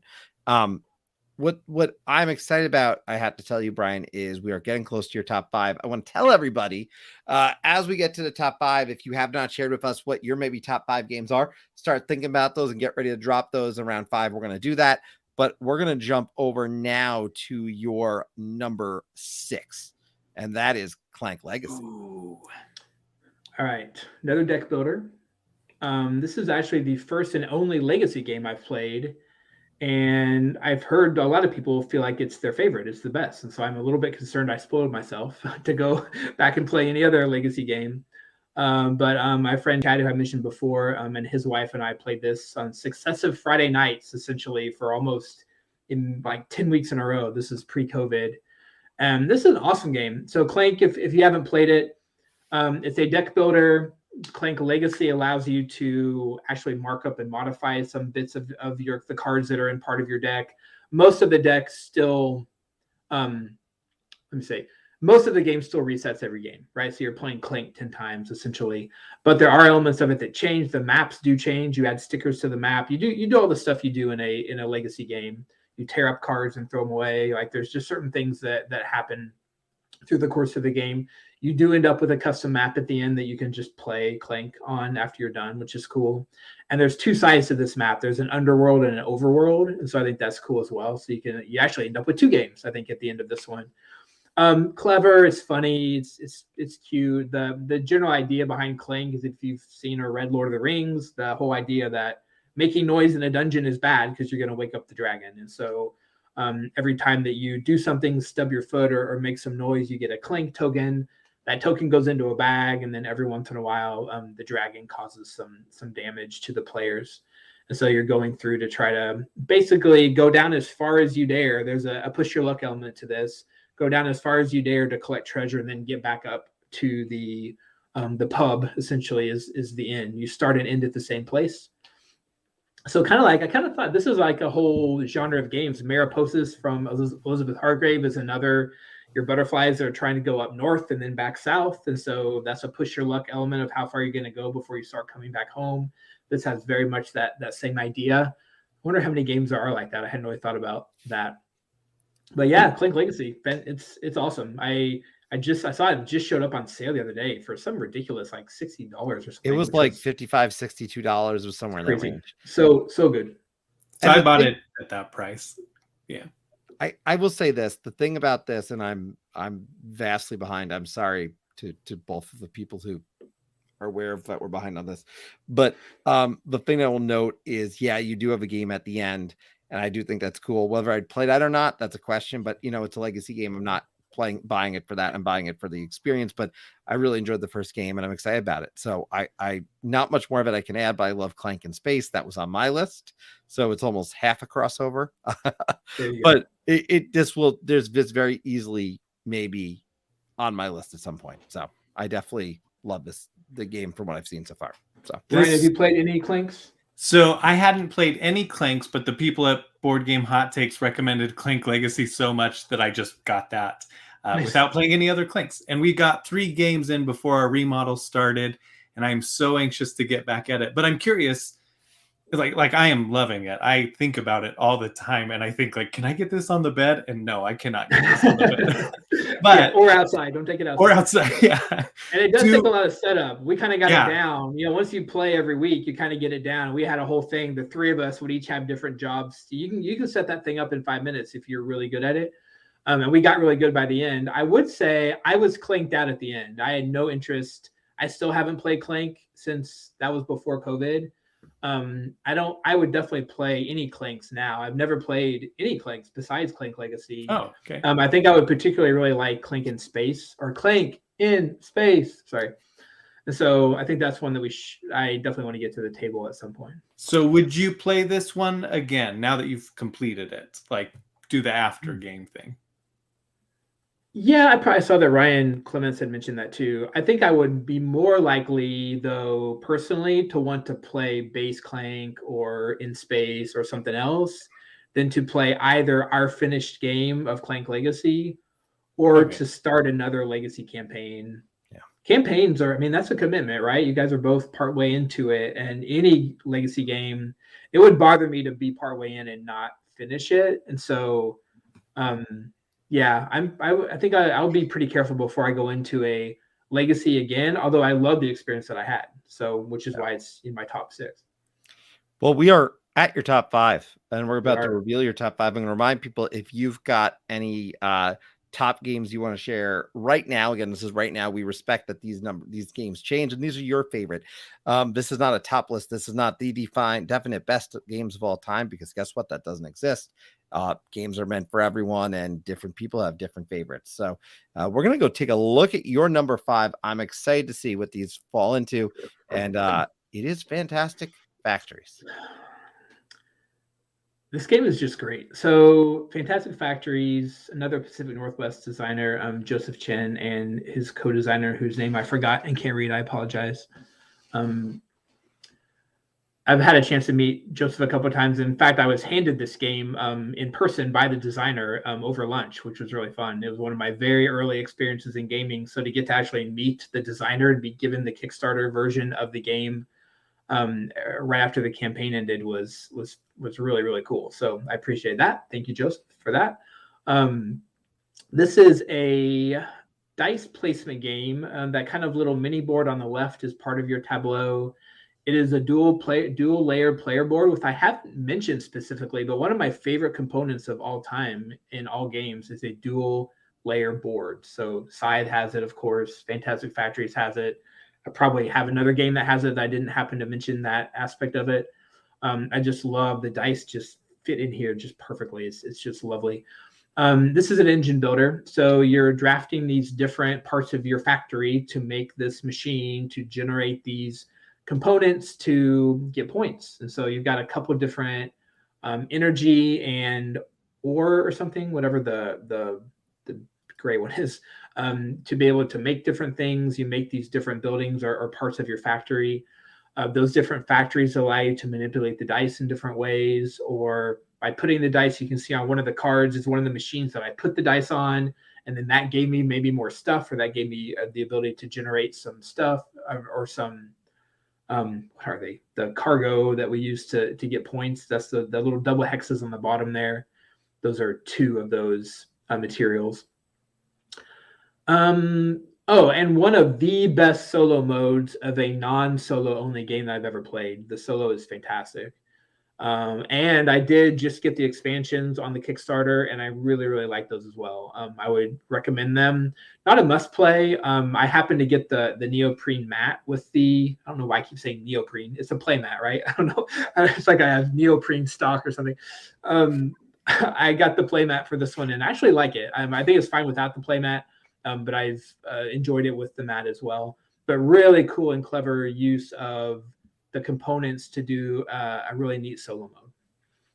Yeah, I need to play this. Joseph was on Creators Corner, and I still have not played it. So I'm very long overdue. I think I told him that it's something I wanted to play, and that was a year ago now, probably. So I owe it to myself, and I owe it to Joseph at this point, quite frankly. So it is high on my list to get to the table at some point soon. Yeah, I want to pause for half a second. Would you be willing, Chris, to put Zoe's comment about let J.K. me Rowling? hold on, I'm scrolling through. Yeah, I'm gonna pause. I think that was I just want to, and she didn't catch the entirety of our conversation, but I really appreciate it. And I think that's extremely important to be sure is in the stream for posterity. And thanks Zoe for adding that, and thanks for everything thank you, and that you do too. Just Zoe is a loud and proud trans mom. So yes, absolutely. Love it. And we were talking about, just to make it really clear for anyone tuned in, we were talking about the Harry Potter deck building game and obviously speaking to it, but when it came down to it, it did kind of start that conversation, an important conversation. So thank you 100%. For your comment. We certainly Zoe, I'm just honored that you're here. Thanks so much for joining us. Yeah, I really do appreciate it. All right. That's Fantastic Factory is great. Yeah, just a great engine building game. I think probably I'll look at my rest of my list. It is officially my favorite engine builder. Yes. Love it. Appreciate, by the way, the involvement tonight and all the conversation we're having, all the games. And really, like I said, these have been so much fun. For me, I just want to stress to be able to feature Brian, and as someone who's been such a big part of this channel, and people didn't always realize it because he was very active behind the scenes. I think it's been a lot of fun for me. We share a lot of taste, Brian, as I'm learning, but let's find out if we share taste on number 4. We'll see. Oh, wow. That I couldn't have planned that one better. You did. Another, I'm heavy in the Pacific Northwest. So Randy Flynn is another Seattle designer. This is Cascadia, published by Flatout Games. Also, AEG is on this one as well now, I believe. That's true.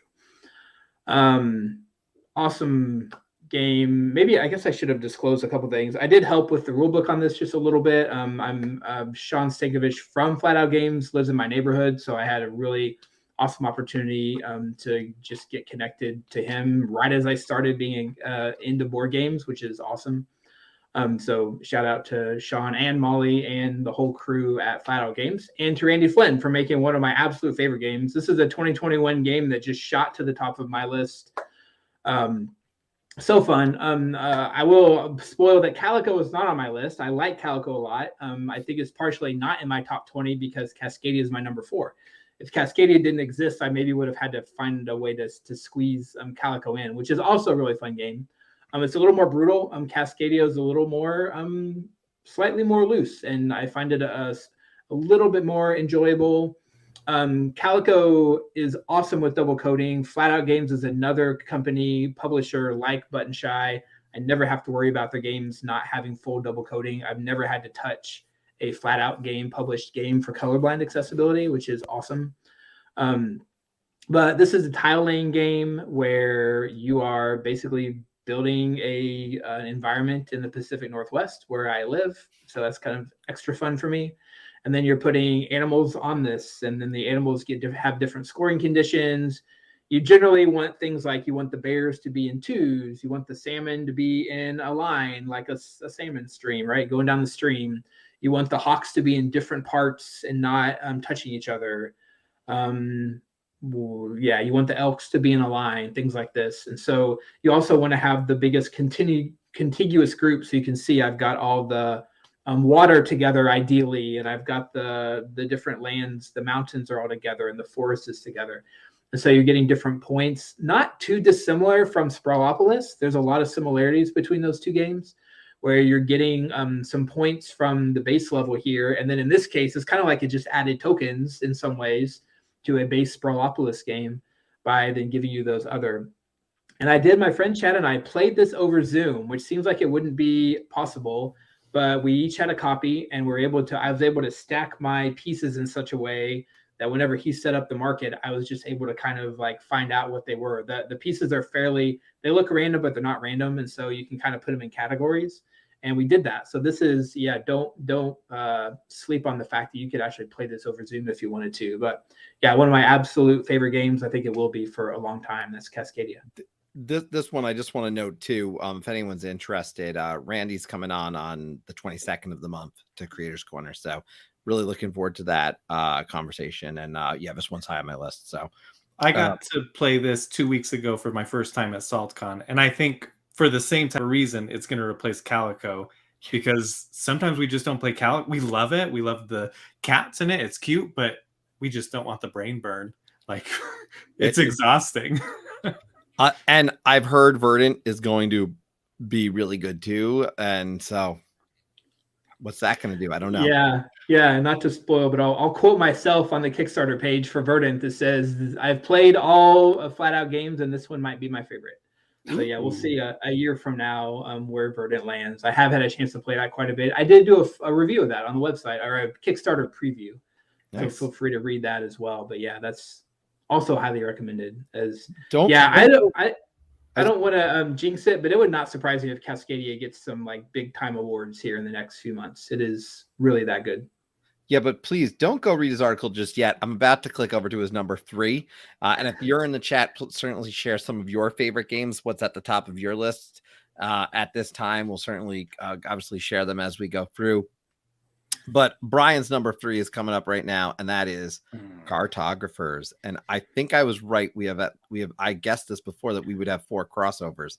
I could still be wrong because there's more, but this would put us at 4. Just going to put it out there. Oh, so this is my favorite roll right now. And this one also new to me. This has been out for 3 or 4 years. I think it came out in 2018 or 19 originally. I did not get this until last fall, and I have played so much Cartographers. I have the 3 mini expansions for the base game. I just recently got Heroes, I think 4 or a little bit after Christmas, and have played a lot of this one. This is a wonderful solo game. It plays very quick. And also the way the cards are set up, you can play 3 games in a row without having to reshuffle or reset up very many of the cards, which is really cool. I like that as well. Lots of flexibility in how you generate points. And I haven't gone to the point of getting out my colored pencils and doing, but I've seen some incredible art, actually, like literally art that you could hang on the wall that people have done, playing this game. I hear, but haven't played the app version. I actually like doing this one on pencil and paper, but I know a lot of people have liked that as well. But yeah, this is, again, another, $30 or less game that I highly, highly recommend. And you can get Heroes separately. It's a standalone if you want Cartographers Heroes. Buy either one of them. But frankly, just buy everything they have. It's one of the best values in gaming that you'll ever see. It's really good. I've talked too much about this. I can only echo what you said. Anyone who's talked to me knows my feelings on this game. I love this game. And I spent the bulk of PAX Unplugged working the booth at Thunderwork Games. And I spent most of my time teaching people this game. So I obviously like it quite a bit if I was doing that and just had a blast doing it. So yeah, go buy this game. That's all I can say. Go buy it right now. I mentioned it. Yeah, I mentioned earlier that this is one that, we've been playing in bed. Like, we went to Brant Brinkerhoff. He's the designer of Oros. I'm really excited. It's hopefully arriving soon. But we went to his birthday party and someone broke this out. And I was like, I don't know. Like, I was trying to teach Arnak to a group and trying to learn that at the same time, like simultaneously. And then the game blew me away. And then adding colored pencils, or my wife has colored, like erasable colored pens. And so we use those, and it just makes it so pretty, like satisfying afterwards. Yeah, it's really fun. And another polyomino game, even though it's, you're writing it instead of laying them down. So I think this tile laying polyomino theme is coming through. I did happen to notice Ryan Clements guessing about Castles of Burgundy. So I want to tell a quick story. It's not on my list. I've only tried it once. I do own it. I own the newer version, and I tried to pull it out and learn it and play it, and I had the worst time trying to figure that game out on my own. I even watched the videos. There's a little bit of loss in translation because most of the videos are the older version, so it was kind of harder for me to see. The newer version is better art for colorblindness, but I know a lot of people actually don't like the newest art. It works better for me, but still haven't played it. So that's kind of on our either a change my mind episode later, or at least like somebody teach me this game. I think I'll actually like it. I just need somebody to shepherd me through to get over that hump. Someone can do that with both of us because I feel the same way. There you go. But we know you're like your next one, so we're going to jump over to your number 2. We're almost at your big number 1. We but are. this is number 2. It's All actually right, not number 9. Number 9. So my number 9. I almost made it number 9, but I like it so much better than that I had to make it my number 2. I literally played this game again today. I thought I had it. Oh, anyway, I had it in a stack in the room. This game is fantastic. So this is another polyomino tile-laying game. Very simple. There are 2 of each number, 1 through 9, 0 through 9. So 20 numbers. There are 20 little mini cards, 0 through 9, and there's 20 of them. You flip the card over, and whatever that number is, you and whoever else is playing, you can play up to 8 in the base box. You can buy 2 boxes and play 16. You can buy 10 boxes and play 80 people in the same room. You lay that number down. Anything on the very bottom level that is against the table is worth 0 points. Anything above that is worth the number. Anything above that is worth double the number. Anything above that is worth triple the number. Anything above that is worth quadruple the number. And you keep going as high as you want to go. I've never gone. This is, I think, my highest score level. It looks like I actually have legitimately 3 levels. I don't think I've ever gotten to 4 levels in number 9. It's just so good, and it plays so fast, and you just put the numbers back, you reshuffle the cards, and you do it again.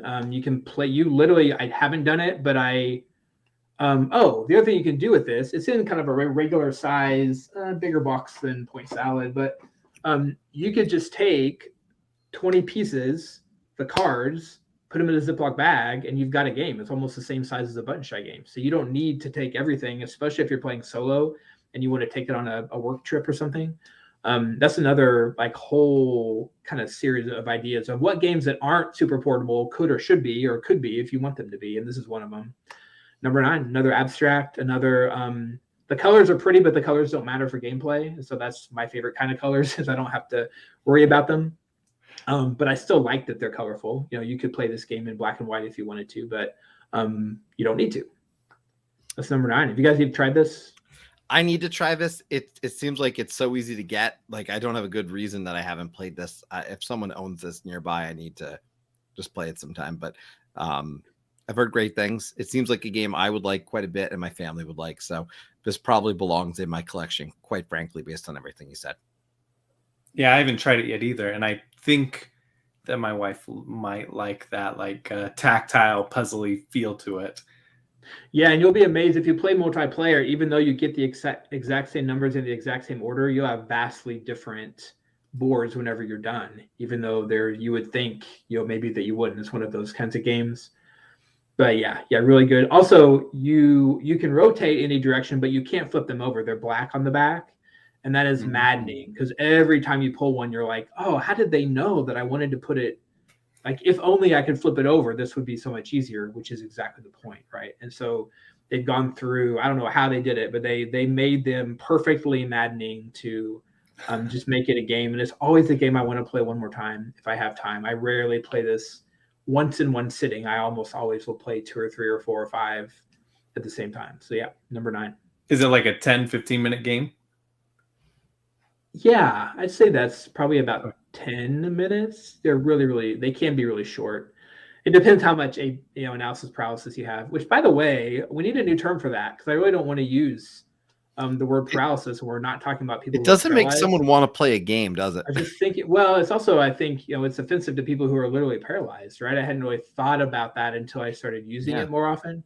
The other term is blind playtesting. That's something that we often hear from designers, and I'm a little more maybe sensitive to that one myself, but yeah, we've got a few, words matter. We got a few things. We got work to do. So we'll get there. Don't have to be.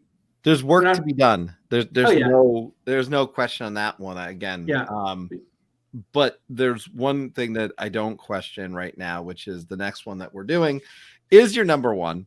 I can almost guarantee everybody put in your head, guess what you think this one's going to be, because I 99% guarantee, unless you're extremely close to me personally, that you will not know what this game is. I don't think. No, I'm not sure, because I thought the pinball game would be actually more towards 5, 6 based on how much you talked about. So I can't even think now based on what I've seen. I thought Legendary would be on there. All right, a couple hints. It's very old. I was thinking it was Lord of the Rings. Pre 2010.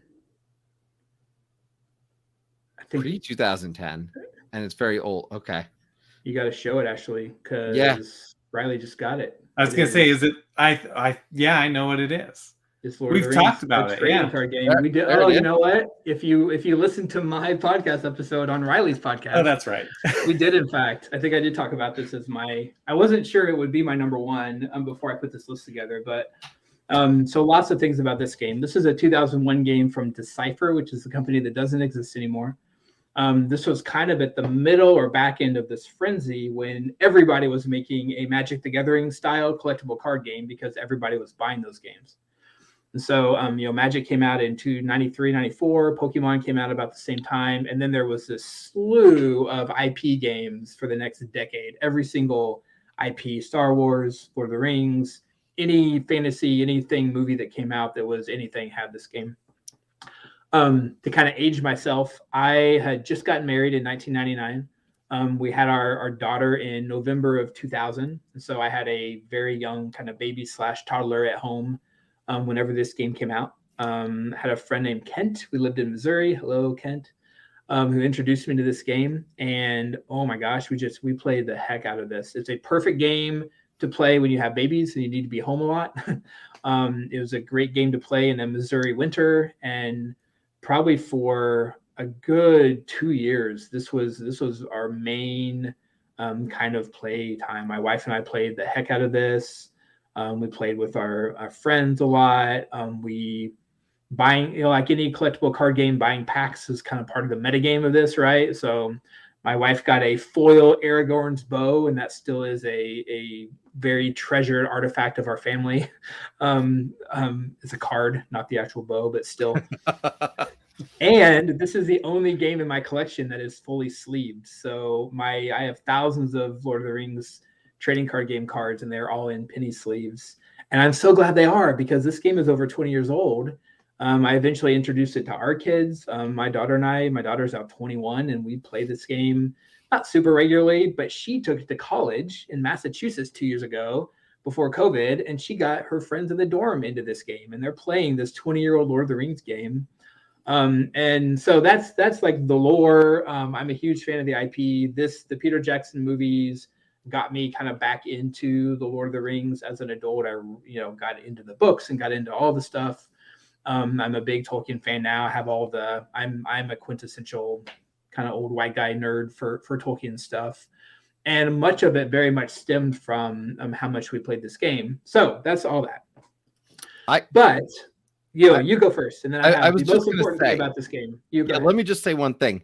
I appreciate it so much because I was a Star Wars customizable card game fan, and it wasn't in my top 20, but in retrospect, like I can say it's in my, still to this day, my top like 30, top 50. Like it's still so critically important to me. So I just really greatly appreciate the idea of that trading card customizable game.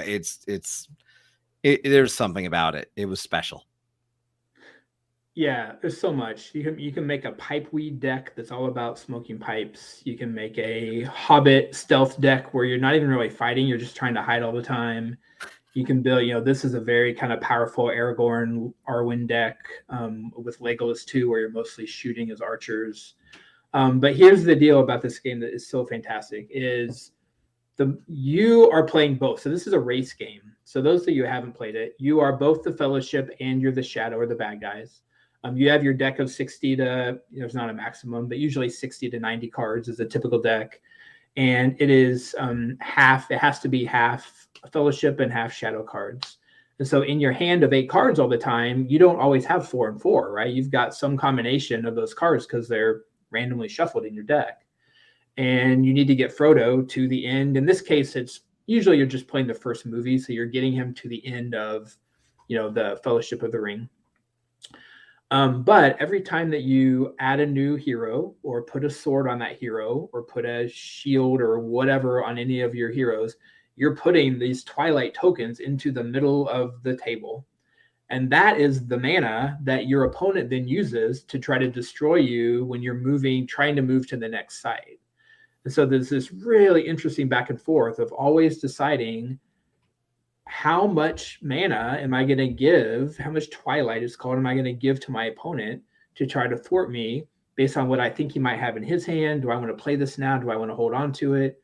Do I want to discard these fellowship cards because I want to stock up on bad guy cards to destroy my opponent the next turn because I think he's going to provide a lot of mana, or I know the next turn is the Balrog in the Mines of Moria, and so I know that I have a chance to really do some damage here.